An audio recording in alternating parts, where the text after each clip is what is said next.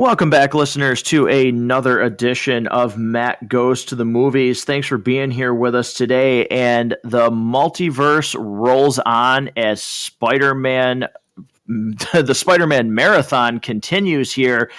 We have made it to Spider-Man 3. You know, I've said before I couldn't undertake this project without some help, but boy, I really need some help for this movie to talk about it. So Rob is back once again. Listeners, by now you know him very well, but Rob, welcome back. And I think we got a doozy on our hands here. Yeah, buckle up. It's about to get real.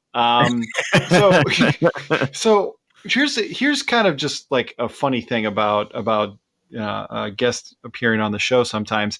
I get the opportunity to go back and rewatch stuff that I haven't seen in a while. And just because of the nature of just, being full-time, working full-time and having 3 kids and trying to maintain other relationships and things like that, I don't sit down often and just rewatch a movie from start to finish. A lot of times I catch 20 minutes on a lunch break or, half an hour, 45 minutes here or there. And there's been multiple times where you've picked a movie that's actually kind of bad. And I remember it being kind of bad. Mm-hmm. And I'll sit down and I'll start watching it and I'll kind of start questioning myself, like, did I make a mistake? Is this actually bad? Because I remember when we did Matrix Reloaded and we both came away from that going, I think we were harder on this movie than we needed to be. And I kind of think we did the same thing with Watchmen now that I'm kind of thinking about that. So I try to give everything it's fresh opportunity, it's new lens to look through it. And it was kind of like that with Pirates 4. And I remember starting the movie off, and the movie starts off fun. And this movie kind of starts off not terrible. And I start realizing, so I get 20 minutes in, or I get, maybe 30 minutes here and there. And there's, some good scenes and things like that. And I kind of start going to myself, like, have I screwed up and talked crap about this movie in ways that I shouldn't have? And you kind of start questioning yourself when that's how you're interacting with the movie. And then emo Peter hits and you realize, nope, I was right. Yeah, for me, I think it starts way before that, but I won't get any further into it because that'll be a spoiler section. So before we get into any spoilers or our spoiler-free recap of the movie, I would like to point out, because once again, we're getting interaction on the social media pages. I asked a couple questions on the Instagram. I actually said, is emo Peter Parker as bad as you remember? And at the at the Basement Binge, which listeners should know, Harrison, who has the Basement Binge. Unfortunately, he wasn't able to be here for this one. We're fingers crossed here. He is going to be able to join us for The Amazing Spider-Man. He actually said, no, he's better. So I don't know if Harrison hit his head when he answered that question. But also, too, at Westward Media, 1217 responded with, no, I can just have fun with the madness and dance to the music. So I have some varying thoughts on that. And again, I am far be it from me to sit here and actually judge their response, more so joking. I have some thoughts on how they portrayed that. Also, the Westward Media, I asked, would you have liked to have seen Spider-Man 4? He said more than anything in the world, he thought the plot was really good, something that we can go into towards the end of this episode. And also one question was, what is the worst part about Spider-Man 3? A lot of the answers were that it's overstuffed. And at Westward Media 1217 also said the worst part is specifically Topher Grace as Eddie Brock. So again, thank you so much for listeners actually interacting with the show, checking out the Facebook polls, the Instagram polls. It's been a lot of fun to just kind of share those responses. But Rob, I think we can get into some of that with our first segment here at Matt Goes to the Movies, which is the watch rating. And inside this segment, we talk about how watchable is this movie for a rewatch. Is it high?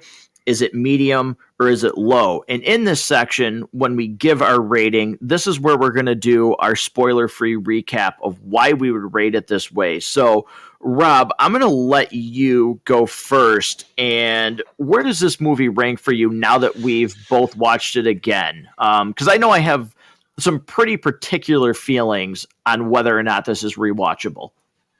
Yeah, of the Sam Raimi trilogy, this is definitely the film I've seen the least. Prior to this watch through, I've maybe seen it. I haven't seen it more than 3 times prior to this. I know that for sure.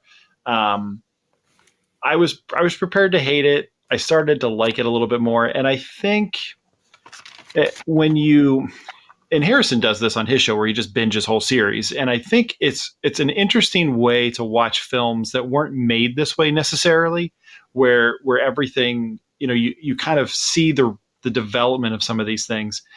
If you decide you're going to do a trilogy of these, and I'm sure there's a lot of people who are checking these out again with certainly a lot of crossover expected in No Way Home.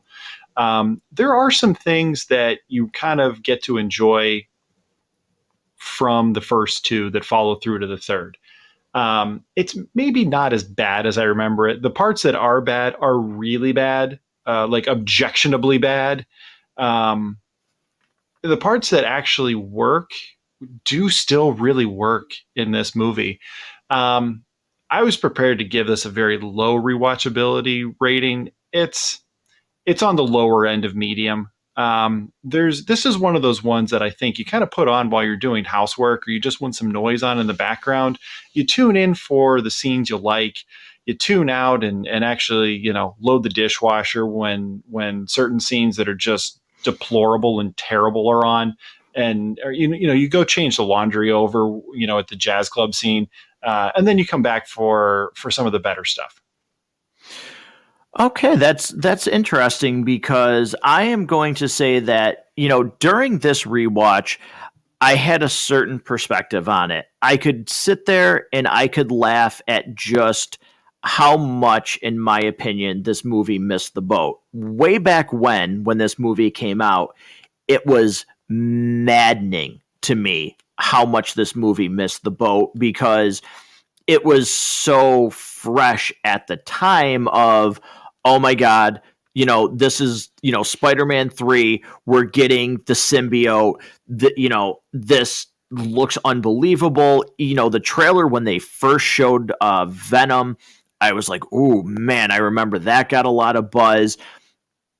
But then you see the movie, and to me, it was like, it's such a misstep that it was so frustrating and so aggravating. Now, when I watch it back, I could sit there and I could kind of laugh and go, it's really funny how they managed to just miss the boat entirely.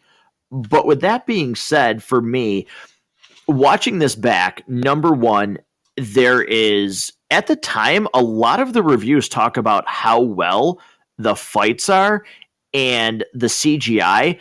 I think watching this movie back, the CGI in this movie is absolutely horrendous. Especially some of the fights, especially the one towards the end. And there's really, to me, some logistical time gaps in this movie that do not make sense that I'll get into more. So for me, this movie is low on the watch rating, where I don't see a reason for me to ever really watch this movie again. I can laugh about the fact that it's messed up and it wasn't, what it was supposed to be. And certainly there's been things that came out that Raimi was really upset about studio interference. But to me, this is definitely, it's low. I don't see a reason to rewatch this. I feel like I would skip it just because it's not one of those to me. It's not a Batman and Robin. It's not a Daredevil.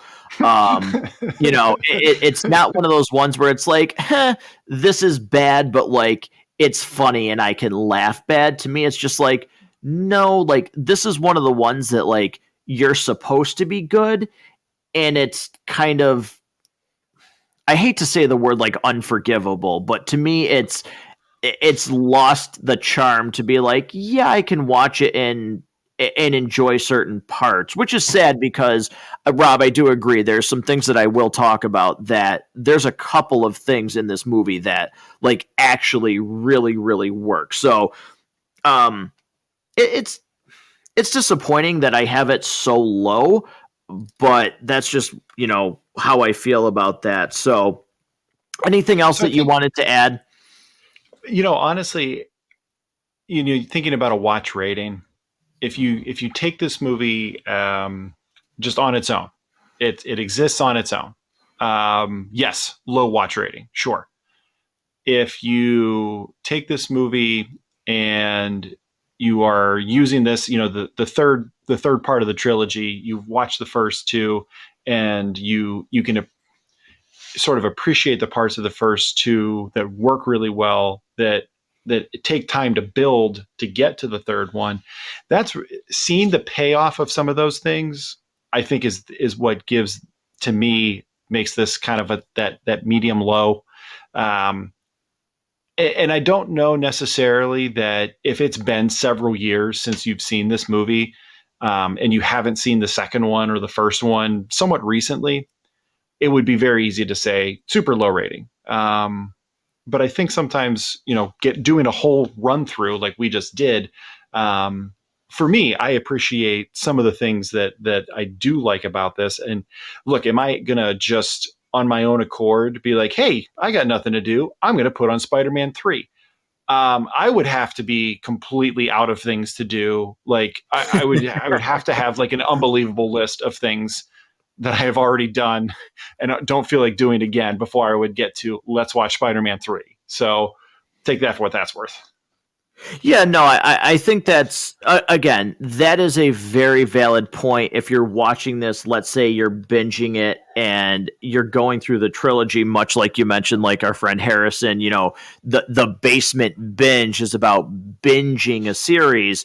I think there's a lot of merit to what you said. As if you were just picking, like, oh, I want to watch one of the original three Spider-Man movies, I just can't imagine this would be the one that I would pick to throw back on. So, moving past that, we're going to get into the next segment of the show. It is called Popcorn Time. And Popcorn Time is a breakdown of the movie, its main characters, its themes, relatable message that we have, also talking about our favorite part of the movie, favorite character, least favorite character, so on and so forth. So, Rob, I want to read you a quick summary of the plot of this movie, because this is where the movie automatically loses me right off the bat. So here is a word for word description of the plot. A year after Otto Octavius's demise, Peter Parker plans to propose to Mary Jane Watson, who has made her Broadway musical debut. Like, okay, that is part of the plot. And here's where I'm lost immediately. Rob, a year after Otto Octavius's demise. Here's my question to you and to anybody that's listening to this episode. Please feel free to chime in on this, because to me, this is just inexcusable. What the hell has Harry been doing for a year? Apparently, he learned science, because he built all that stuff Like, on his own. He was a poor student in school, barely graduated, and Like- somehow overnight he learned how to do science. yeah, like he has been brewing for a year over his father's death. I guess, yeah, like building the glider and everything else in between. But again, what has his butler been doing in the year? Because I know everybody loves to make fun of this point, but like, it's been a year since his father died, and Harry and Peter haven't talked. One of the very first scenes is Peter running up to Harry about MJ's plane. He's like, I need to talk to you. You guys haven't talked, like, you haven't gotten together in a year? I'm just baffled by Harry's like, Spider-Man must pay. I got to run off to summer camp, or again, like, I'm so baffled by the fact that this movie is a year after Spider-Man 2. Maybe talk me off the ledge here. No, you're not wrong about any of that. I'll tell you one of the things that sort of struck me on this rewatch that was sort of strange was that so Peter is shared with MJ that he's Spider-Man. Okay, great. Um, it doesn't appear that he was truthful about all of the Green Goblin stuff. And I kind of feel like as often as she gets kidnapped, as often as she is put in harm's way, I feel like it would be important for her to know all of those details. Like, why does she not know those details? Like, how does that protect her? Like, she needs to know that Harry wants to kill him. Like, how would that not? Oh, you guys don't seem to talk anymore. Like what? Right, and let's not forget it's complicated. Like, give me a break. Yeah, I just don't buy that. That to It's me not. just seemed like poor screenwriting. Yeah, it's not more complicated than her knowing you're Spider-Man. Like, it's not. Yeah. There's just some more examples of just kind of one of the things I hate most is just lazy screenwriting, and it's tension and conflict for the sake of moving the plot forward, that when you actually stop and ask a few questions, much like you and I are doing right now, it holds up to exactly zero scrutiny. Yeah, no, absolutely. And here's what I'll say too, because I 100% agree with you. I was watching this movie and I'm about 20 to 25 minutes in, and I'm like, logical gaps aside, I'm like, well, just at face value, boy, this movie actually starts off pretty strong. Like, Yeah, you see what I mean, right? Like we get a yeah, Spidey fight right towards the beginning. We get some kind of cool stuff. We do get Marco and his ex having this conversation, and once again, the dialogue, it's not improved across three films. The dialogue in this series is still a, a, an abomination. Rob, just remember, I'm not a bad guy. I just had bad luck. Like, sure. Who talks like that? Like, Who sure. talks like that? You Did a bot write this movie? Like you could have killed a man. It wasn't like that. What was it like? And please, let's get into the they have to. Oh, this is actually your uncle's killer. We had this information for 2 years as he confessed in prison, but never thought to tell you until now because I don't know. Are they afraid that he's going to like? Are they afraid that he's going to come back and kill Peter and Aunt May? Like, if you had this information 2 years ago that he confessed it in jail, what? Why didn't you do anything about it? Right. Why didn't you do anything? Like, why wouldn't he go on a new trial? Because he's in jail for armed robbery. If he confessed in jail, wouldn't he go on a new trial for murder?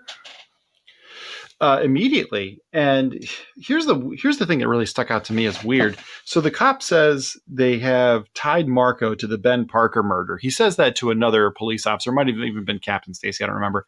But he says that to somebody as though like that would mean something. Like it's New York. There's hundreds of people every year that get killed. Ben Parker, who? What? Why does that name mean anything? Oh, it means something to us, the audience, but to the character he's speaking to. Ah, yes, the Ben Parker murder. I remember it like it was yesterday. Right. Like, I remember all the details of that one. Like that one really, like what? Like that was. I don't know. I didn't like that at all. And I guess let's just go ahead and get right into it. What is really the benefit of retconning Uncle Ben's killer to be Sandman? It to me it changes so much about the core of Peter and what sets him on this path.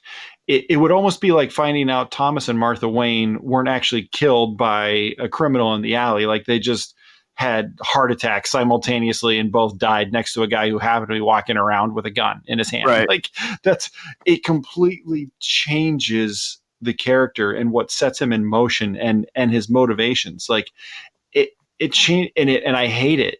And I don't I don't understand what the point was, because Sandman's already a bad guy. Like, we get it.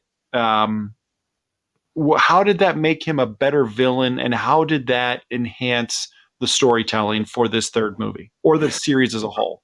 Right. And I think here's my perception on it. You do that because it causes Peter's rage and anger, which the symbiote, which shows up in this movie, it uses itself to latch onto Peter at that moment, because it was chilling in his room for 2.5 days, just doing nothing. And then finally, as Peter's having a wet dream, for Christ's sakes, the sequence is ridiculous. It, like, attaches himself to Peter. Sorry, listeners, if you can't tell, I'm not a fan of this movie. But here's Rob. I want to propose this to you, because here's what I've thought all the time about Spider-Man 3 and rewatching this. Now, a trailer for Spider-Man 3, there's what I feel is an iconic shot with the theme playing from the movie. He is hanging upside down in front of like a skyscraper building. It's all glass windows. And the suit that we see is the black Spider-Man suit. And the suit that's in the reflection is his red and blue suit.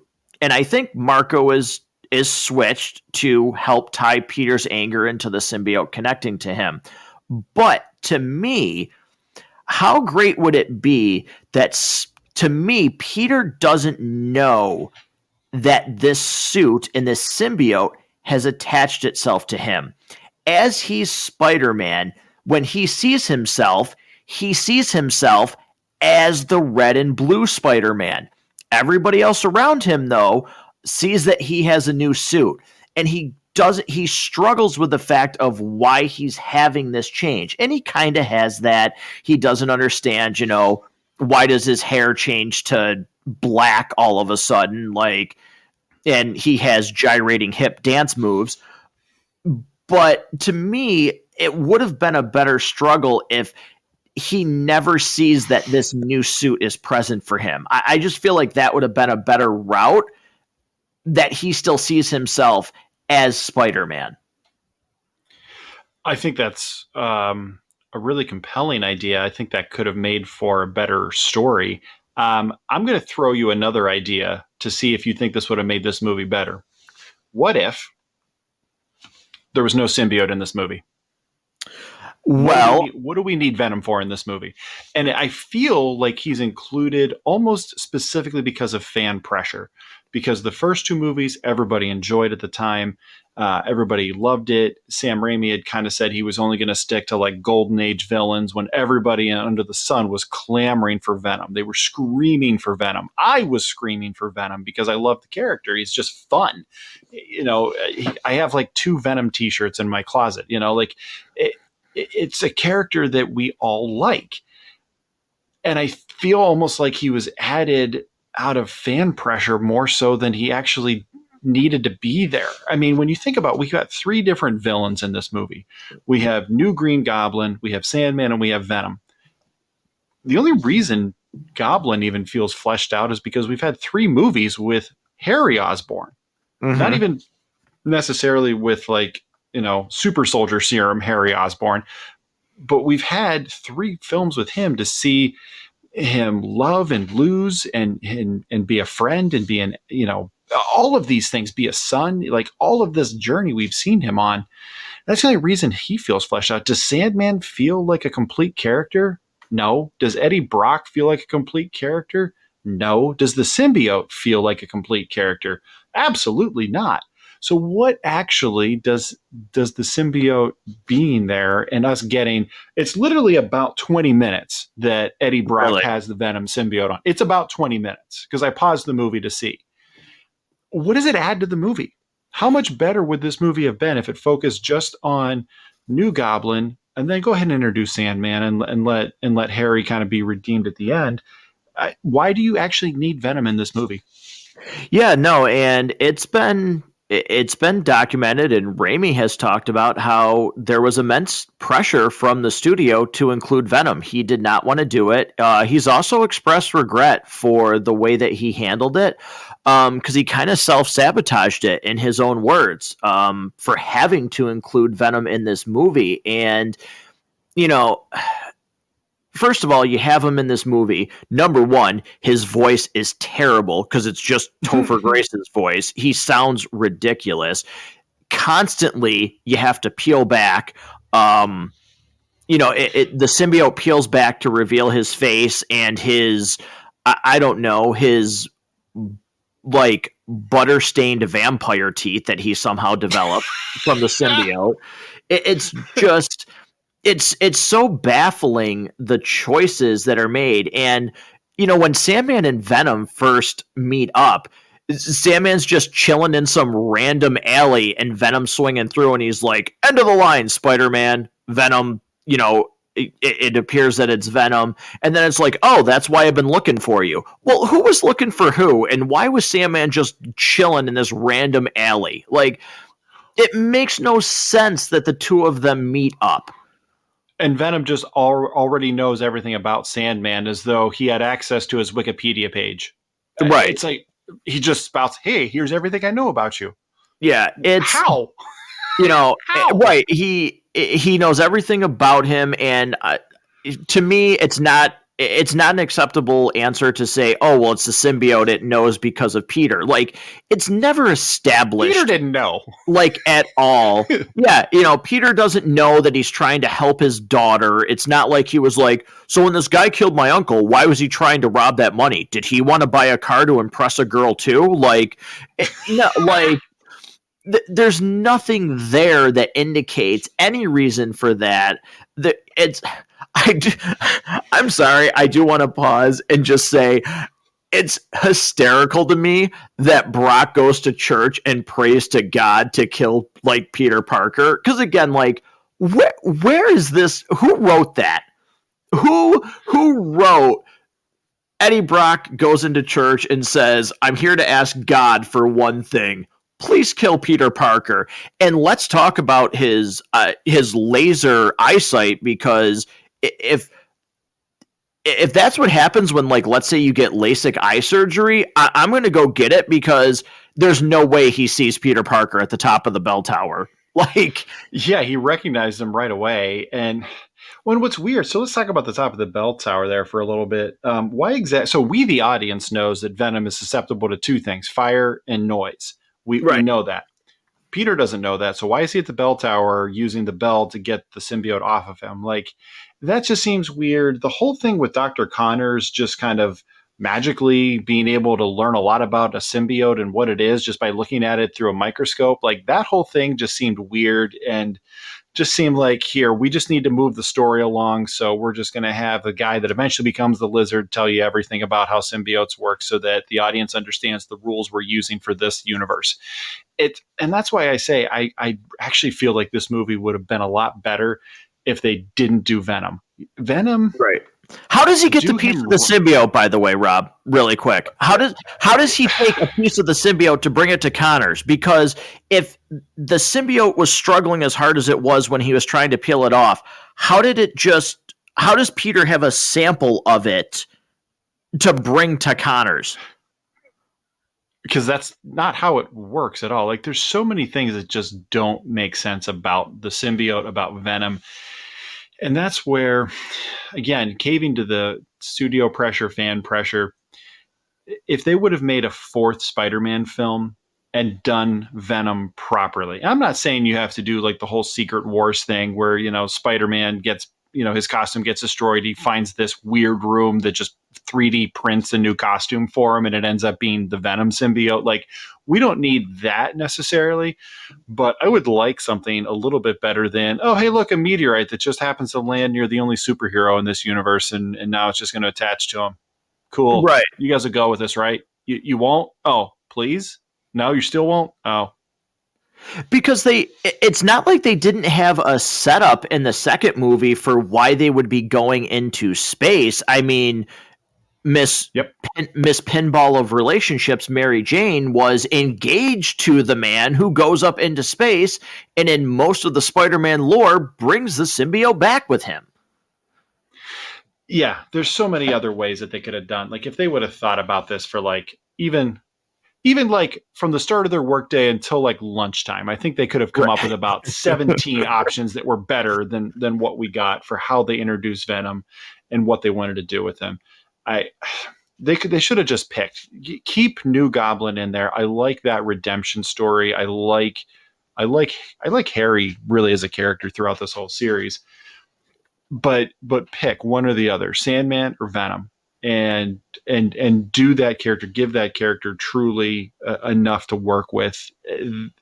Trying to spend the movie talking about three different villains, it just doesn't work. And none of them feel really threatening. I should say not none of them, because I do think to some extent New Goblin does feel threatening, and there's something real there because he knows the triggers that will get to Peter. And I just, yeah, two villains. Don't go to three. Right. Yeah, exactly. I will say I'm going to make 2 points here. Number one, well, 3 points actually. Number one, Sandman's creation I think is really cool, even though the scene before he is inside, you know, the pit and the machine where, you know, I'm sure these scientists have practiced and calculated and done all this stuff for hours upon hours upon hours to just be like, oh, I'm sure it's a bird. It'll fly away when we fire up the machine. Like, I feel like you just wouldn't leave that up to chance. But, Yeah. you know, Like not one single person notices a grown man falling into the experiment. Like right. security and safety procedures seem a little lax at this facility, don't they? Right, like why, if that's what's happening, like why would there not be a fence around that so nothing could fall into it? Like so that's really odd. But I will say, like, him becoming Sandman and the music when he starts to like actually be able to form, I think his theme is really well done. The real hero of this movie is that damn locket. Somehow it manages to he manages to find it in the sand. He manages to find it in the river. It just continues to flow with him, even though he's not a solid form. Like we should find out what that thing's made of, because right. I'm pretty sure that's what Peter's exoskeleton is, right. Because he still bounces off a lot of walls, a lot of cars, and doesn't die. I wanted to say that was my third point. Is you get to the battle with him and New Goblin in the beginning, which I'm sorry, I think is some really bad CGI. But at one point, Harry literally has him by the feet, drags him across a building, breaks brick with this man's body, throws him through 2 planes of glass, and Peter's just like he's giving Harry CPR after he knocks him out. Like his bones aren't broken. He got, he got cut by his arm claws, and he's just like, Harry, like, dude, you just broke a building with your body. Like, I'm sorry, a spider is not surviving that. Like, your bones are not that strong where you're just okay. Yeah, and that's unfortunately been throughout all 3 of these movies. We've seen that, and it's once again, it's just one of those things where you see it, you recognize that doesn't work, and it pulls you out of it. You some of your willing suspension of disbelief disappears. And for some people, it might disappear a lot, like it does for you and me. And for others, it's just kind of like, that's kind of weird. But it still takes you out of the movie. Every time you stop to have to critique something that's happening in a movie, you become aware that you're watching a movie, and some of the escape disappears a little bit of being pulled into this world. And I think that's where some of the great films of all time, I mean, just thinking about another trilogy, think about Lord of the Rings. How often when you're watching Lord of the Rings, you get pulled out of the experience? Like you just don't. Like you're locked into the experience the whole time. And when you see things like this, where he just takes like no damage at all until he gets stabbed with, whatever, in each of the three films, you just go, wait, why, huh? And it pulls away the fun of watching the movie. Yeah, I totally agree, and I want to pull some dialogue too. So he has the fight with Harry. He gets his, random amnesia where he doesn't remember. His plotnesia. Right. He remembers the butler's name. He doesn't remember if he has girlfriends, not girlfriend, girlfriends. But who wrote the dialogue that she's like, the nurse comes in after Peter and MJ, visit him, and she's like, you have some very lovely friends. He's like, they're my best friends. I would give my life for them. Who just asked that? Like, where does that come from? And you know what's funny is like you probably forgave that the first time you saw this movie, but on subsequent rewatches, let's just go ahead and just say James Franco is really good in all three of these movies, and he's particularly good at this. I want to say this might be the most screen time he gets out of the three of them. I think it is. I don't have like a stopwatch where I went through and did it. It just feels like I see him on screen more in this. Yeah, definitely. And it's sad because it's like, it's just such a shame that he turns in such a good performance in such a crap movie, because he's been consistently really good. I mean, delivering absolute dog crap dialogue and somehow almost making it work. Mm-hmm. Right. And I mean, let's not forget, he probably has, for a long time, and still he's got a meme with the "how's the pie? It's so good." Like, that's hysterical. But also too, like, movie trope. He meets Peter in the cafe, and he tells him that he's with Mary Jane and he was there for her and everything else in between. So they have the conflict. But, like, in all honesty, where does Peter think he goes? He doesn't vanish. Like, I just imagine Harry, like, crawling across the ground being like, don't tell him I'm still in here. Or he's like, oh God, there's gum on the floor. This is awful. Like, right. Like, this is a $3,000 suit. Oh no. Like, honestly, where does he go? Like, why would you do that? Like, he's super strong. He doesn't have super speed. Right. He's clearly got super healing, but he doesn't have like teleportation. That's not one of the goblin powers. Right. And it's so bizarre. And, speaking of bizarre, like, okay, so Eddie Brock's character, like, has some weird obsession after going on one date and getting coffee with Gwen Stacy, who, I don't know, I don't think she's brings anything to this movie. She's part of a stupid scene where, again, like, honestly, it's before Peter even has the symbiote. Like, what is he thinking when he tells Gwen to kiss him? Like, I'm sorry, I don't care how many people are chanting. Like, he's still Peter Parker and he knows Mary Jane is there. Like, I can't think of any scenario where he should logically be like, yeah, go ahead, plant a kiss on me. Like, this is totally cool. It's completely out of character for Peter. It adds nothing to the movie. It creates tension that doesn't need to be there, that could have been done in so many better ways. Gwen Stacy, played, by the way, by Bryce Dallas Howard, who you kind of forgot was in this movie, and you kind of forget that that's Right. her, because, man, that wig or whatever they did with her hair really completely changed. And that's kind of one of the fun things about revisiting a couple of movies that are several years old, is you see, I don't want to say like cameos of actors that you recognize from other things, but like Emily Deschanel was in the second one. You kind of forget, like, oh wow, she's like famous now. She had a TV show for a while. Like, there's a whole bunch Right. there's a whole bunch of people that are in this movie. that you kind of forget, like later on, had pretty good careers and stuff like that.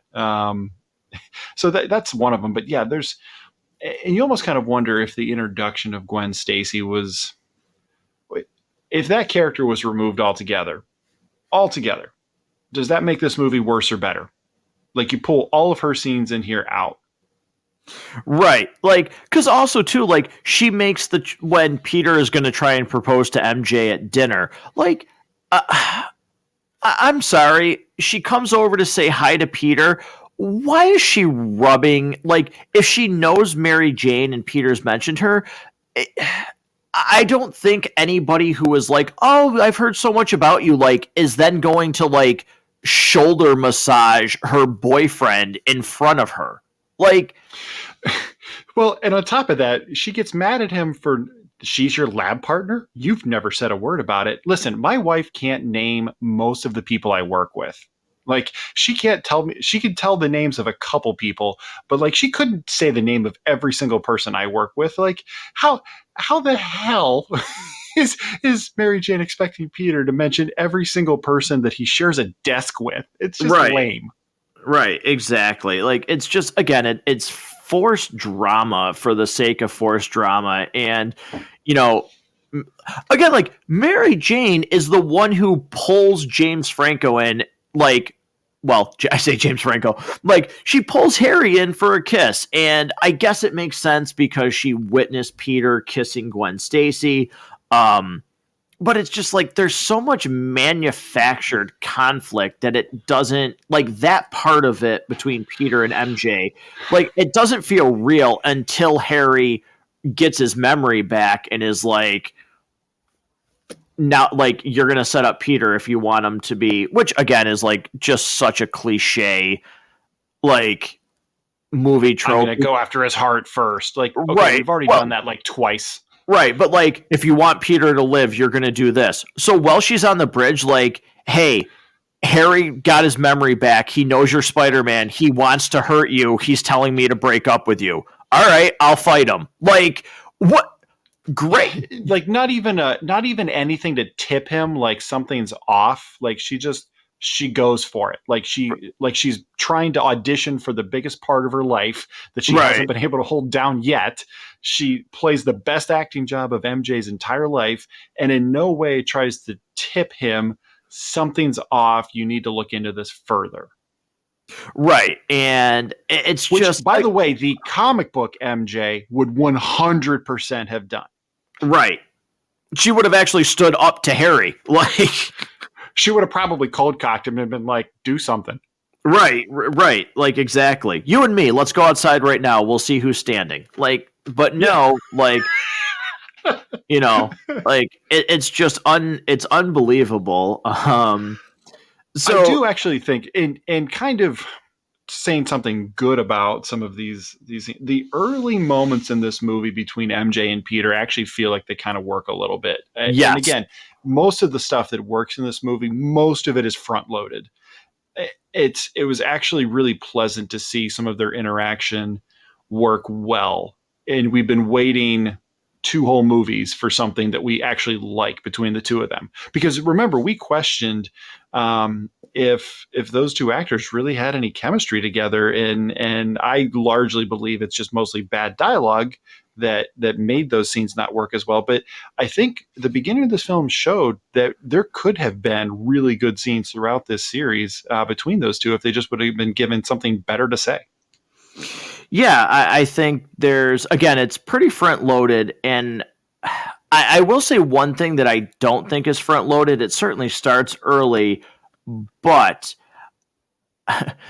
I really feel the connection between Aunt May and Peter. I think that's very well done, going from the first movie to him admitting in the second movie and her forgiving him for his role in, why Uncle Ben was in the spot that he was in to get robbed in the first place, her telling Peter about, how Ben proposed to her, which I will say, sidebar, I think it's a real jerk move to wake up your 80-year-old,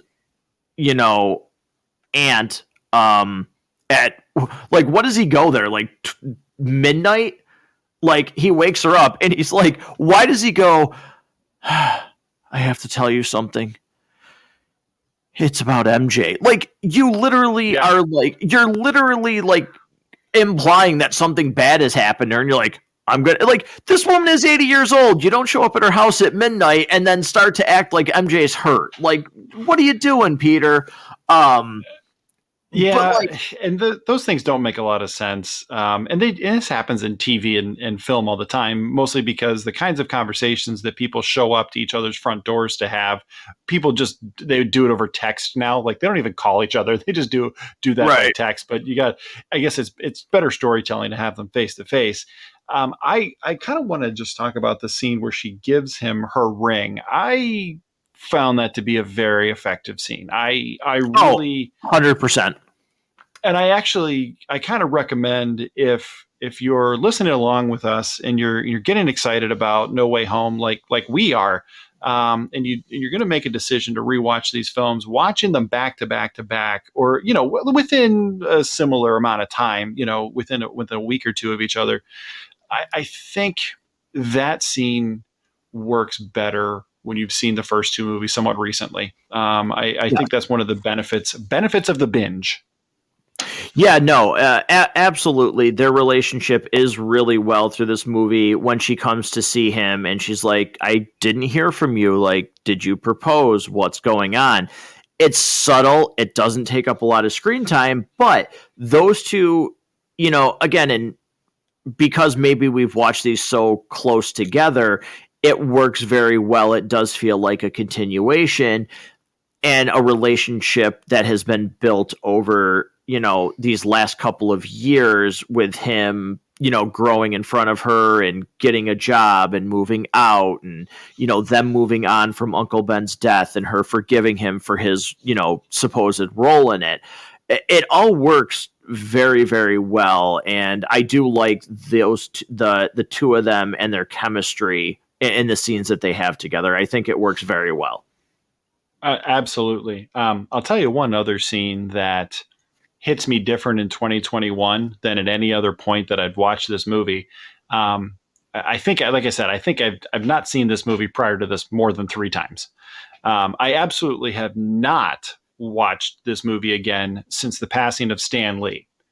Oh, I And I said that too.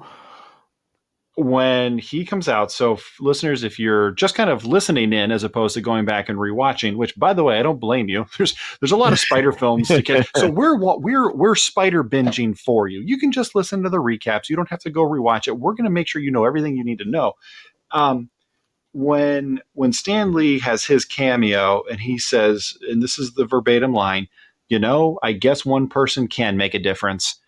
That kind of hit me in a certain way, Matt. How did you feel about that? I'm not kidding. It tugged at my heartstrings. It's doing it right now because Yep. in this moment and with his passing, all I could think of was the actual person, like the actual Stan Lee. Yes. Like, and I know other people Yes. had hands in it and he had creative help, but like, again, for Rob, for you and me, I'm sure for a lot of people that are listening, and I'm sure more so than even you and I have, like, these characters and some of these, and not just Spider-Man, these comic book characters in general, you're talking Superman, you're talking Batman, everybody in between, these characters mean something to people. They really do. It's not just, oh, it's cool to watch this. Like,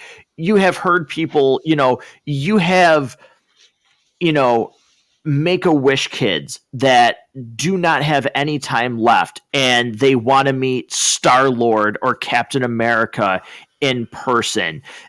Things like that. And it's just like, it does. It hit me that, like, this guy who is now no longer with us, and it's not like I ever knew him. You don't know him. I've never met Stan Lee. I've never done anything, but like what he did. And let's not forget that they told him Spider-Man was dumb. when he Yep. first introduced the concept of Spider-Man. Like, he was told this will not work. And look where we are now. We are on the verge of maybe No Way Home. Like, if it wasn't for COVID, I have no doubt this would be the biggest movie ever in box office, because look at how it crashed websites and is outpacing Endgame for pre-ticket sales in the COVID era. Like, Yep. I have no doubt we would be on the verge of Spider-Man being the biggest movie ever in history. And this man gave that to us. He gave me a reason to have this show. He gave me a reason to be sitting here with you today talking about this. He gave us a reason to find a friend in, I'll give another plug to Harrison in the Basement Binge, who's thousands upon thousands of miles away, a reason to connect. It's unbelievable. Yeah, it's hard to say anything better than really what you just said. I guess one person can make a difference. It really hit me how much that one man made a difference, and I probably didn't think of it in that way at the time of the cameo, because he was still alive and I wasn't necessarily thinking about him in those terms. But holy cow, what a difference this one man has made on our culture. Matt, I'm going to give you 4 names of people that I think have been among the most influential people in pop culture. And you tell me if you can think of anybody who's been more influential than these 4 names I'm about to give you. Ready? Stan Lee, George Lucas, Walt Disney, William Shakespeare. Now try if you can, to give me another name of a person who's been more influential on modern culture, in just culture in general, pop culture, long-lasting impact. Can you think of anybody with more of an impact than those 4 names I just gave you? I just compared Stan Lee to William Shakespeare. I just did that. Yeah, no, and I it's don't not think ridiculous. I don't think it's ridiculous. I don't think it's far-fetched.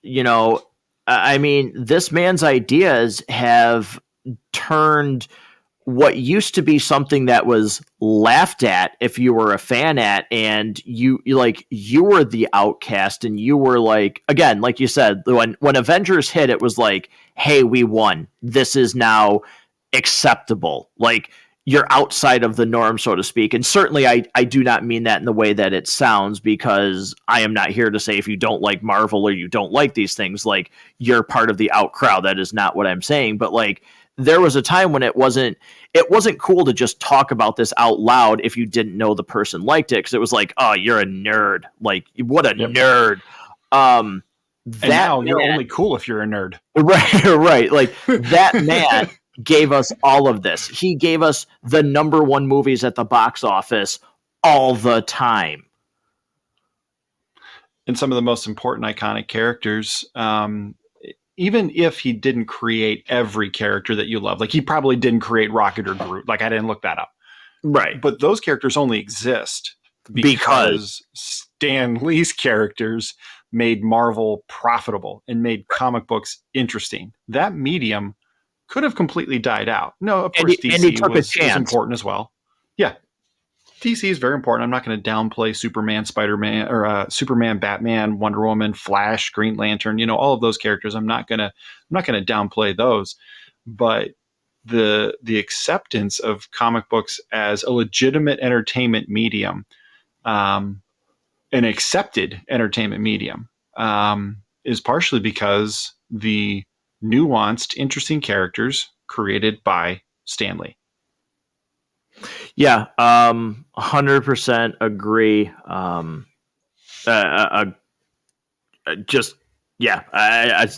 don't know what else to say, so I won't try and say anything else about it. But we go from that, and I think maybe let's go a little lighthearted, a little fun.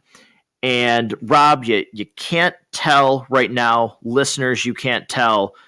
But what I am doing is, Rob, I'm giving you the double barrel finger point gun as I'm walking down the sidewalk, listening to music, because can we get into Tobey Maguire and emo Peter Parker? I need a little bit of lightheartedness before, after that little bit of a sad segment, thinking about what Stan Lee has meant.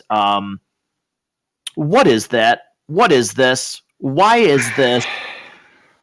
So How long did he do that, Rob? I'm not sure of the timeline. Like, he walked around for days pointing at women, because why did they all of a sudden they're attracted to him, and then but then not? they're not.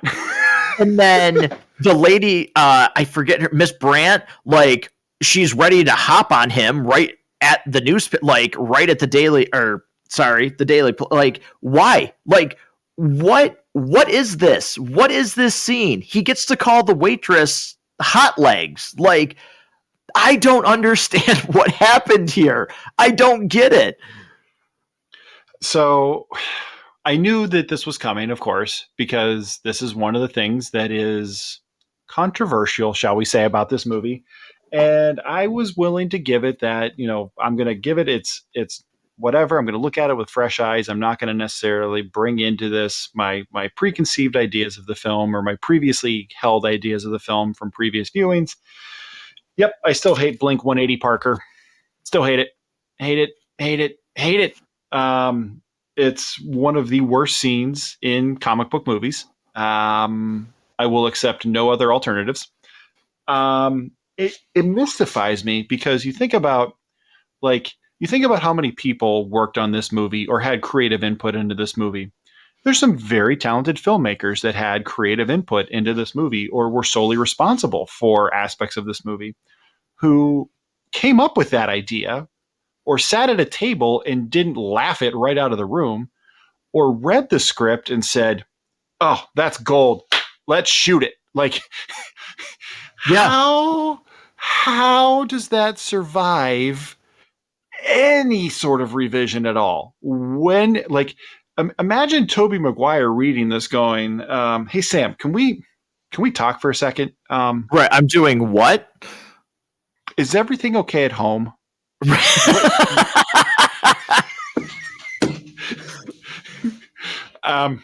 Oh, Do man. we need to check you into a clinic? Because I think you've lost it. I'm worried." Like, I just, again, like, I did the same thing. I was like, okay, let me, like, I'm rewatching this. I'm not thinking about any preconceived notions, and the scene just starts. And again, I will ask the question in terms of like a time jump. So he goes to see Harry at night, correct? Yes. They get into their fight. He whips the goblin bomb at his head, which, I'm sorry, would do much more damage than just scarring the side of his face. It would actually blow the head off, I'm pretty sure. Yeah, like his Right. whole body would basically just be a wet mark on the ground. So he goes to see him at night. They get into their fight. It stings, doesn't it? Like, cringe.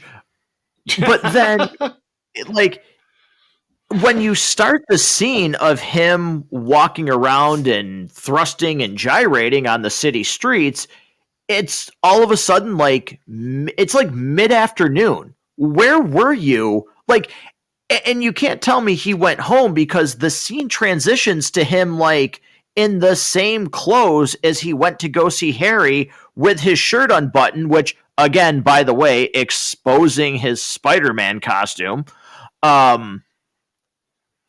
What was he do? Was he out all night dancing on? How long was he dancing on the street? I mean, I can go for hours at a time personally. Like, if I've just got a beat in me and I just got to let it out, Venom suit or not, I can just Right. randomly walk down the street doing that. It's inexcusable. This is one of those things too, where sometimes like certain scenes or certain movies develop internet hate. And when the internet goes in on something, they go in on something, and it gets overdone and overdone.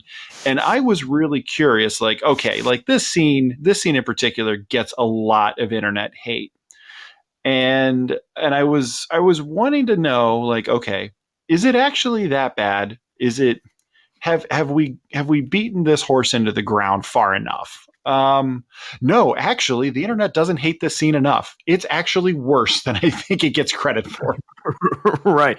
And I love too, like I mentioned a little earlier, but I love how his hairstyle changes. Like his hair turns color. His hair turns color and it gets longer.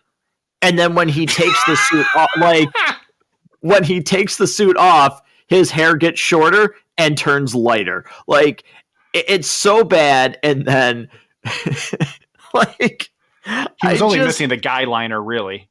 Right. Like I also do like he sees the picture when he's walking on the street of the Photoshop picture of Spider-Man, and again, dialogue. Like, who wrote this? But he out loud like looks at Eddie Brock's name and is like, "I'm gonna put some dirt in your eye." Like, what? Why?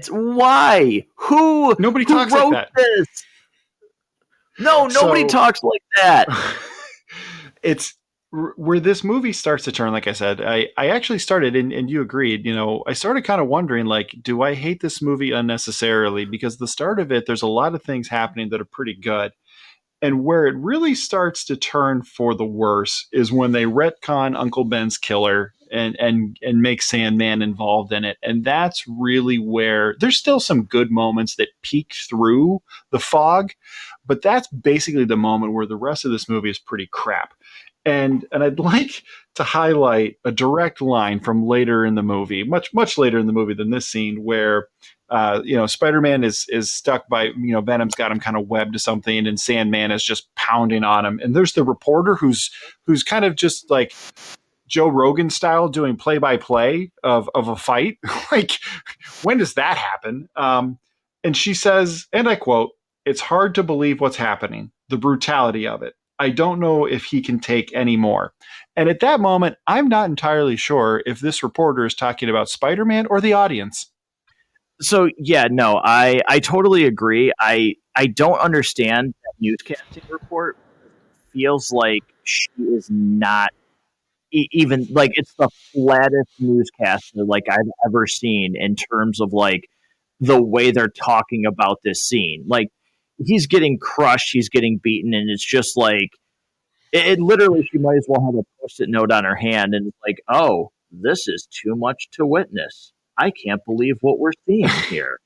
And there's like a whole audience there. Like there's super powered people, like villains and good guys, like fighting each other. And there's a crowded like street of people just like, I wonder if I'll get a piece of building fall on me. Like, oh man, why are they there? True. Right.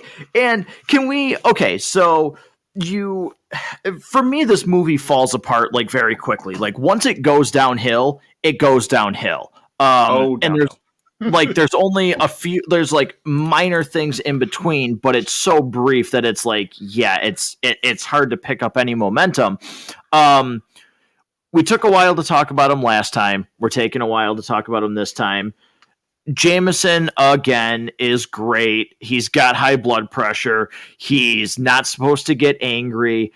I thoroughly enjoy him again. One logistical thing that bothers me is he's at the site. He's with everybody else in the crowd. And he's like, Parker, where's Parker? I need you want a job? Why would I want a job? I'm a kid. How much for the camera? $100. Great.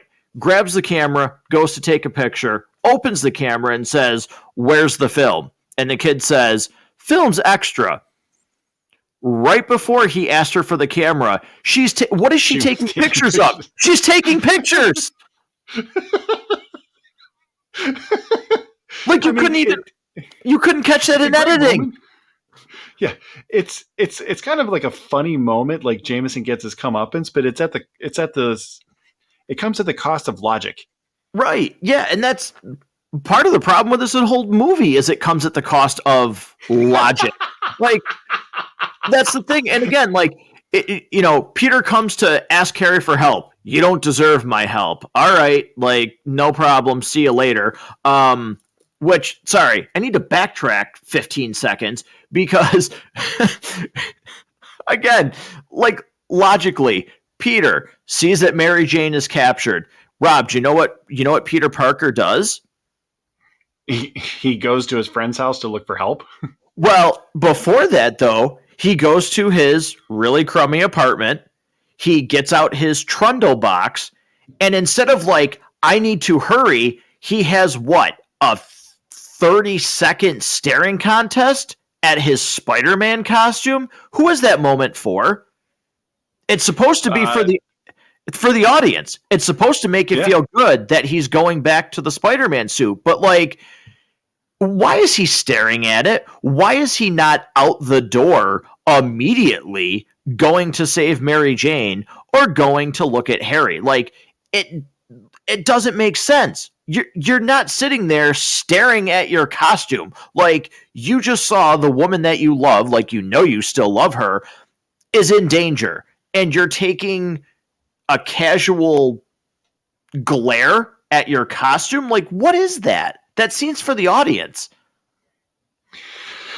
There's a lot of things that they do for the audience that doesn't work out at all. A little bit later on, so right after that scene, the butler coming in and just kind of neatly putting a bow on everything. Like, I've seen a lot of things in this house, and he doesn't even give him a second. And like, as soon as he says that, and I'll let you keep going. He's like, I've seen things in this house that I've never made mention of. He doesn't even let him finish anything else. And Harry's like, what are you trying to tell me? Like, well, I probably was still going. Like, like I'm still trying to talk.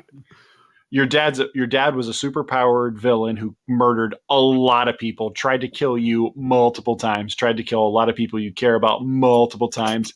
Why I didn't mention it before now? Yeah, just never seemed like the right time, I guess. I don't know. Right. Like, it just, oh my God, it's such lazy screenwriting. It's so bad. Like, you have to explain to me why he felt like that was necessary. Like, at no point did he want to sit him down and explain it to him, especially when he was having some problems and things like that. Like, at no point did he feel it necessary to really explain it. I'm sure, because obviously he treats him like not just as a manservant, but like as a friend, as a a trusted advisor in some way. Like, at no point did he be like, I really want to kill Spider-Man. I know he's responsible for what happened to my dad. Going to get that Spider-Man. At no point did Bernard go. Here's the thing about that. Like, yeah, your dad was Green Goblin. Right. And like, here's the thing with that I'll piggyback off of, when he's like, oh, I've seen things in this house that I've never spoken of. He walks right into that Green Goblin room. Is not like, what the heck is all of this? Like, I've never seen this secret room before. So like, that he's been preparing to be Green Goblin too. Like, while he was making these death weapons and making his snowboard, which, I'm sorry, I've never said this like in the entire episode so far. I actually hate his look. I can't stand it. I think he looks ridiculous. That's just my point of view. But you clearly saw him building these new weapons. You knew Norman was the Green Goblin. In that entire year when he was, like, why Harry was waiting to attack Peter was, I guess I'll get behind the fact that, like, he was building a new arsenal. In that entire year, you didn't think to say, hey, well, you're building all these weapons to kill Spider-Man. I'm pretty positive your dad killed himself and he was the Green, like, your dad was the Green Goblin. Like, he killed himself. This is what happened. Like, what? Well, I think there's a pretty obvious explanation.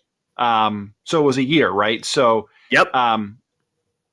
Without a doubt, what he was spending that year doing was studying forensics, because out of nowhere, he becomes an expert and says it was definitely the glider that stabbed him. Right. It's definitely clear. He knows. He looked at the wound and he said, "Oh, you know what that is? I've seen this before. That's a goblin glider. Yep, those are see that incision mark? There's nothing else in the entire world. No other sharp object that's ever been created by man could have created that same entry and exit Right. wound. It's all, the only thing we need from him is like a bad pun and taking his sunglasses off, and it would have been perfect." Yeah, and like, is it supposed to be poetic? Is it supposed to be full circle that Harry dies getting stabbed by his own glider, saving Pete instead of like Pete saving himself from Green Goblin? Like, am I supposed to feel something for that? Like, I'm not saying I don't feel anything for like Harry dying, but like I feel like I'm supposed to have like more of a like, oh, that's such a great callback, or that's, you know, that's such great synergy that this happened this way. I don't know. I don't feel anything like that. Like, is it supposed to, am I supposed to feel more for the fact that Harry dies getting stabbed by his glider? I think part of the issue is it's just it's the most predictable turn of events possible. So when Harry turns him down, when Peter shows up and Harry says, "No, I won't help you," you already know how the rest of the movie is going to go. Is there any doubt in your mind that Peter's going to go in, he's fighting two bad guys at the same time, he's going to get in over his head, it's going to look like he's finished, or Mary Jane's going to fall and it's going to look like, Peter's not going to be able to save her in time, and Harry's going to show up and he's going to save the day and they're going to fight the bad guys together? Like, is there any permutation of a person sitting watching this that doesn't already know that that's going to happen when Peter Right. leaves Harry's house? No, like, we already know that. So fine. It's predictable, and I think that makes it less impactful when he does die.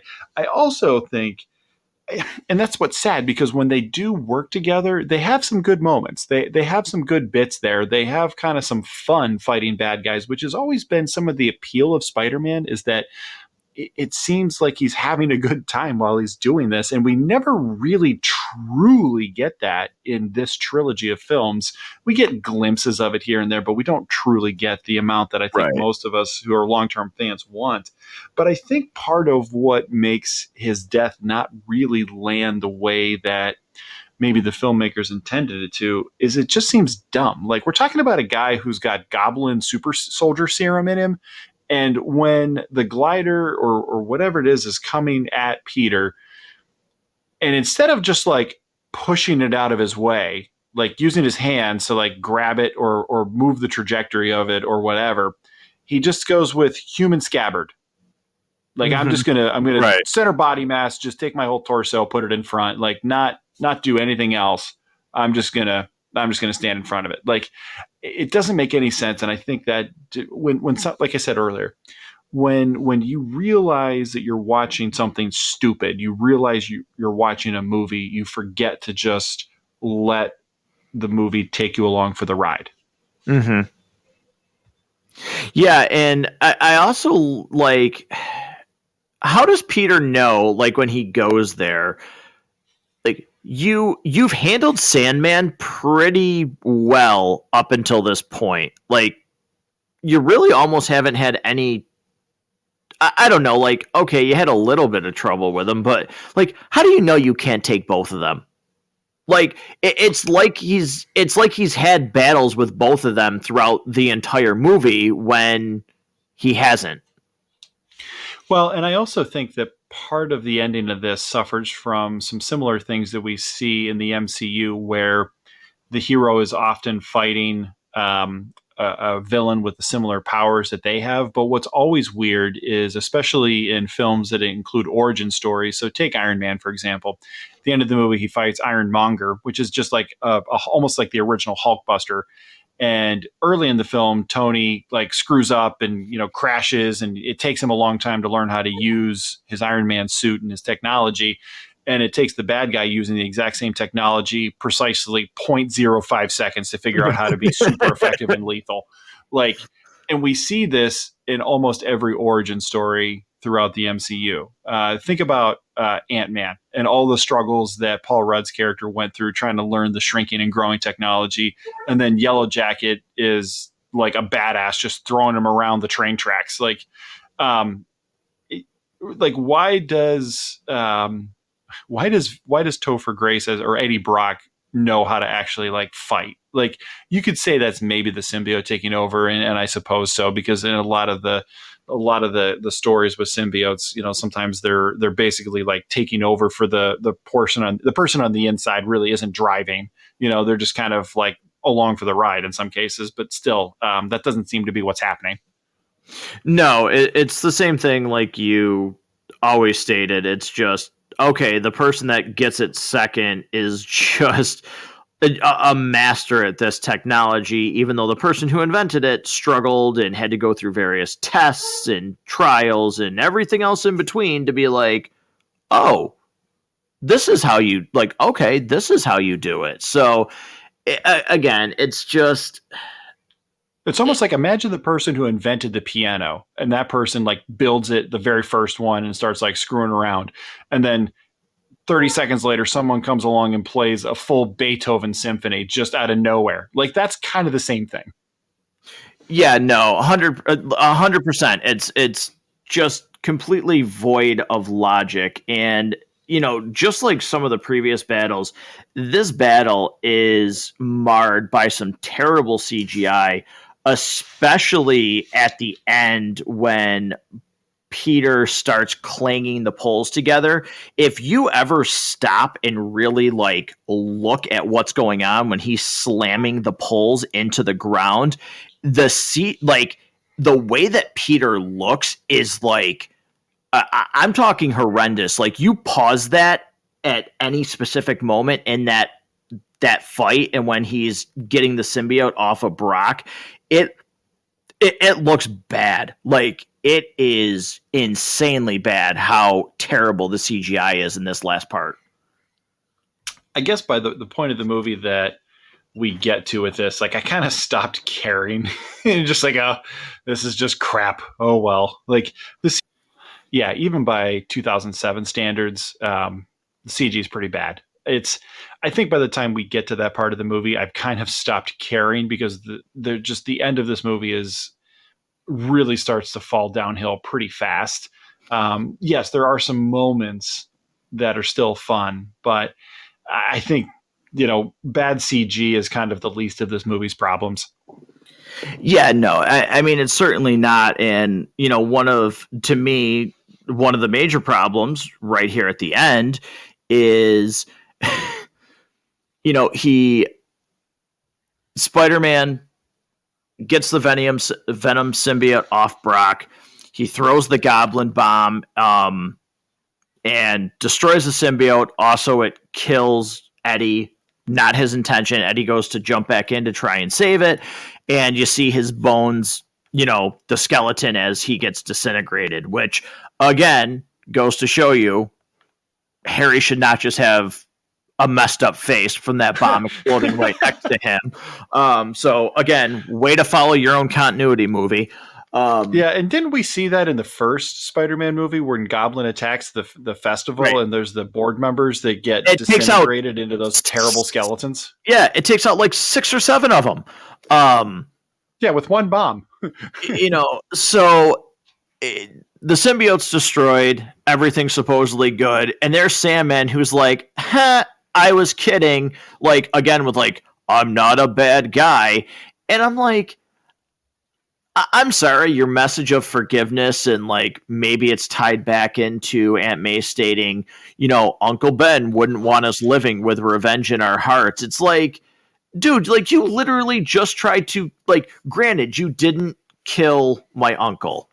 Okay. Like you give me this sob story about how your partner ran up on you and the gun was in your hand and you fired it and whatever. But like you did literally just try to kill me. And Peter's like, yeah, go ahead, man. No problem. Get out of here. Like, yeah, tried to kill him and tried to kill his soon-to-be fiance. Right. Like, I don't buy that at all. Like, I don't care what. And like I said, maybe it's tying back to what Aunt May said, but like, I don't buy any of that message at all. Like, it makes no logical sense to me that he's just like, yeah, man, that's cool. Like, see you later. There was supposed to be a fourth one of these, and You mentioned that there was alleged friction between Raimi and the studio. It almost makes you wonder at the end of this movie, did he just stop caring and be like, whatever? Yeah, I'm just here to get paid, going home, not doing this again. Like, just really, because there definitely were things that you could have done to set off a fourth movie. Pick any villain you want, but there's Well, it was continuations, John Malkovich's Vulture. which I would have loved, by the way. Like, that would have been fantastic. I would have loved to have seen kind of what happened next with some of the relationships that we saw throughout this series. Um, but it just kind of makes you wonder, like, the way that they ended this, like, did Raimi just stop caring? Well, the funny thing is, though, I will say, because I always wondered, he was attached to Spider-Man 4. They had gone through scripts. Anne Hathaway was actually supposed to play Felicia Hardy in the fourth one. And then the fifth and Which sixth she one, eventually did, right? but just as Catwoman. Yep. And then the fifth and sixth movie would have been shot back to back and would have focused on Venom, and Venom would have had a solo film in this universe.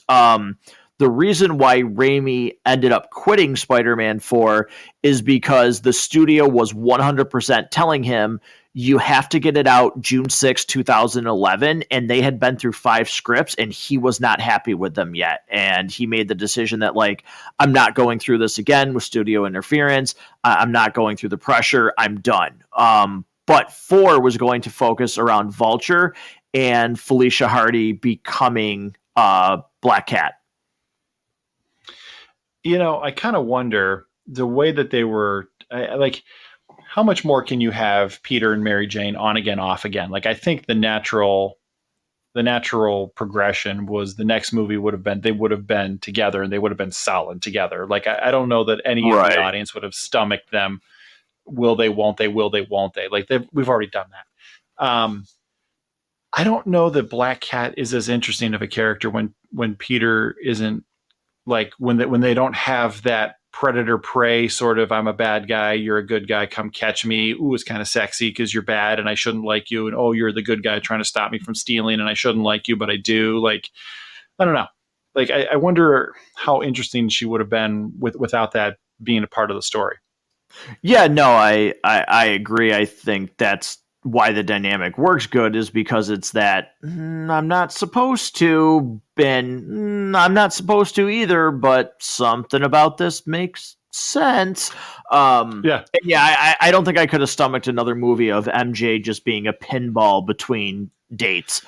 Um, Yeah, or just them not finally, like, realizing they're supposed to be together. Like, how many more movies would we have needed to see them not together? Like, it would have completely stopped being interesting. right, exactly. So, Rob, do you, for me, I'm going to just call it out because I've mentioned it, I think, enough. And you've said it very well as well. My least favorite character in this movie, it is Eddie Brock. I don't like his portrayal. I don't like Topher Grace's on-screen presence. To me, he really, because he's supposed to be a main character, I really like him absolutely the least. Do you have a differing opinion on somebody that you don't like in this movie, like, more than him? Is it maybe a tie with somebody? How do you feel? You know, I've heard a lot of the dislike for Topher Grace, and Eddie Brock in general. I don't know. It wasn't, as somebody who's been a fan of Spider-Man for a long time, as someone who enjoys the character of Venom, it wasn't at all what I wanted. Um, I actually think I dislike Flint Marko as Sandman a little bit more because Oh, I think the movie just tries too hard to make him that killer with the heart of gold sort of thing, like that likable thug. He does bad things, but they try to humanize him. They try to make him a sympathetic villain to try to pull at the audience's heartstrings. Just like, nah, man, you still kill people. Like killers have sick kids at home too, and they still go out and they take people's family members away from them and do terrible things. That just like get a job, man. Like go get a job, like a real job. Right. Go do that instead of kill people. Like I don't know, try that instead. Like go get a job that has benefits and then you're good. Like I don't know. Like why is this complicated? The movie just spends so much time trying to again make him the sympathetic villain. I'm not really sure it ever works, and I'm not sure how the movie is made better by that. Fair point. I think those are all really good reasons why he's not likable and why he doesn't work as a villain or somebody that you want to see redeemed. Like I don't care that he's redeemed somewhat by the end of this movie. Like I could care less. Well, he's not redeemed. He's just forgiven for one terrible thing he did amongst a string of terrible things he's done. Yeah, 100%. That's right. Is there a particular scene that you really don't like in this movie? Because I know I have one, like right off the bat that immediately comes to mind. But I'll let you go first. Do you have anything that just stands out? Other than the emo jazz club scene, I mean, that just how do you top that for least favorite scene? Yeah, I can agree. That is just, again, it's just so odd that actually got filmed. And then after it got filmed, they watched it and said, okay, this stays in the movie. But I also, like, it really is weird. Like, I can't imagine a bunch of people sitting around the monitors going, all right, here's the first cut. Time out. We got to do something. Like, we gotta do some reshoots here. But yeah. I really dislike the crane scene where I don't know, they're taking modeling pictures, the three girls, Gwen Stacy and the two other ones. Like I don't know, what are they are they modeling copiers and paper? Like I don't even know what's going on in that scene. What's being advertised, but I think the crane scene is like ridiculous because number one, the cringeworthy, it's Eddie Brock, sir, and I'm dating your daughter. Like, okay. Who's about to die up there, by the way. Right. Give me a break. Number two, what is that thing doing in my shot? You can clearly see it's going to crash into the building, and all three women, like, walk to the window like, well, let me go stare at it, and maybe we'll stop it. Like, what are you doing? Again, logic. And then everybody in this movie, again, even if you haven't been bitten by a radioactive spider or you haven't taken the ecto slime, from Ghostbusters to turn you into Green Goblin 2, like, tell me how Gwen Stacy holds on to the side of the building that has no rail. Tell me how she holds on to the crane.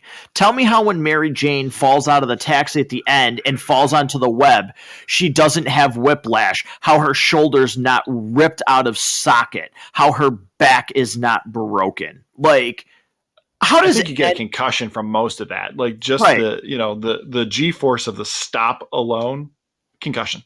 Like, how does anybody do anything in this movie? It's just so illogical to me. So I really dislike that crane scene for a number of reasons.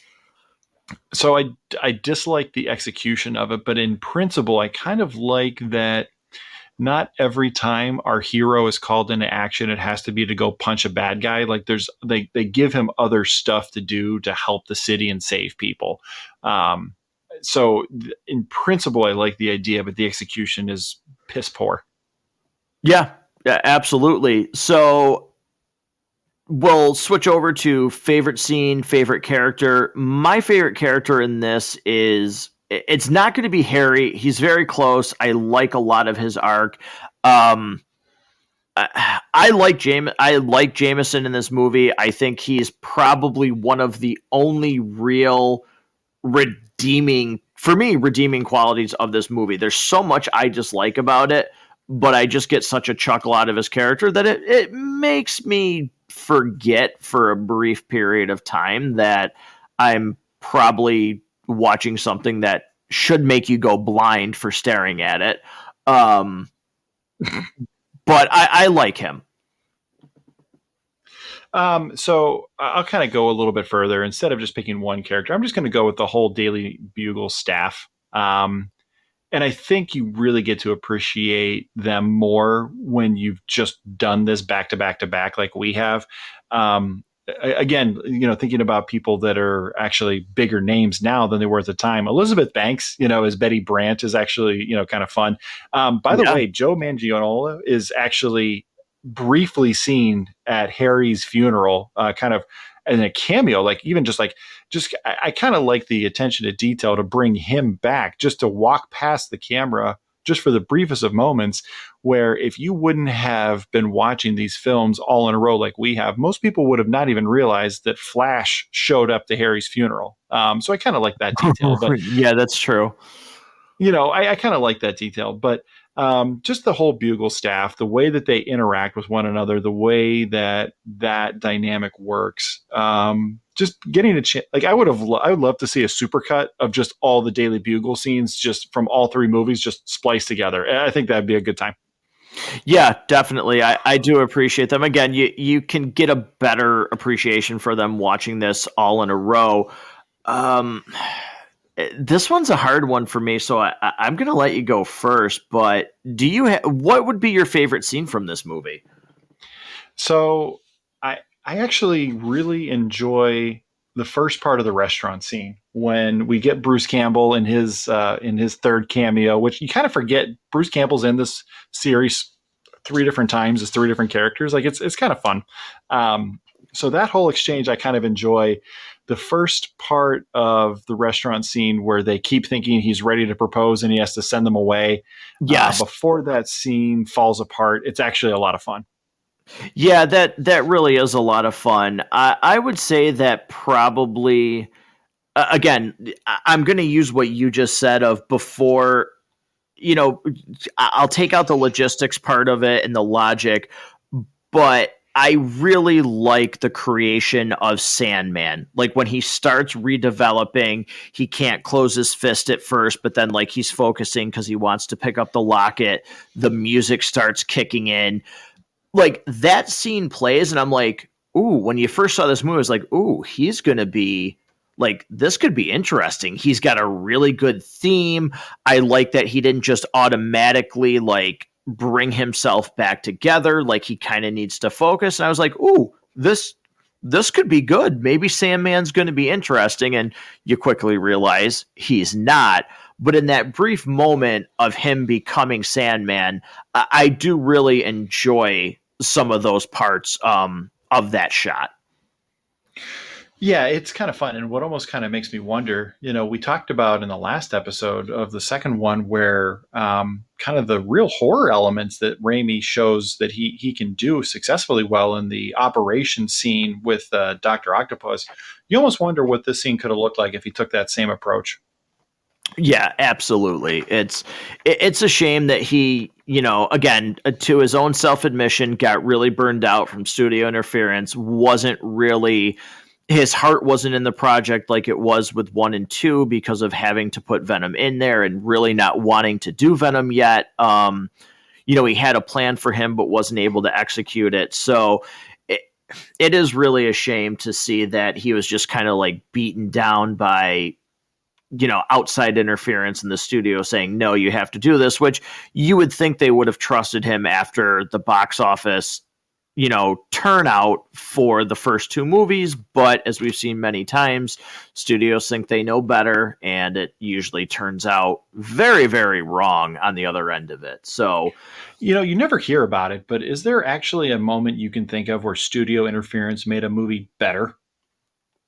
It has to have happened, right? But I can't, you never hear about that. Yeah, I never, I just can't. I mean, just think about all the the crazy examples of ones that Snyder Cut. Right, the Snyder Cut, even Suicide Squad. The Fan Four Stick, because that's the title on the poster. It's not Fantastic Four. You know, think about the atrocity that is that movie. There's just so many examples. For me personally, Alien Covenant, because the backlash from Prometheus that there were no xenomorphs in that movie, and it caused them to completely, abandon the story that was supposed to be told in the second one. And that's why sometimes I think it's like, yes, it's great to listen to fans, but at the same time, I think you have to understand that there's a time when you have to be like, all right, shut up. Like, we still need to see this through and go with the story that we wanted to tell, and just realize you're not going to always please everybody, and the more that you try to please everybody, usually the worse it turns out. Yeah, you can't please everybody. You're not the Mandalorian. Yeah, that's true. The rare occasion where everybody's happy. Yes. So, listeners, we're going to move on here to the last segment of the show called Roll Credits. We're going to talk about some interesting facts about the film, box office. And we kind of talked about it briefly, but Spider-Man 4, The Vulture, Felicia Hardy, rolling into 5 and 6 being shot concurrently with the Venom symbiote being introduced. And Raimi was supposed to do all those. So it really is a shame that this movie really soured him. And then you have to get this movie out by this date, being through 5 scripts. It's a shame, but in the end, I mean, it looks like we're almost going to get everything that we could possibly ask for coming up here in December. Certainly with the rumors, this could be the perfect way, almost a Logan style send off maybe for Tobey Maguire.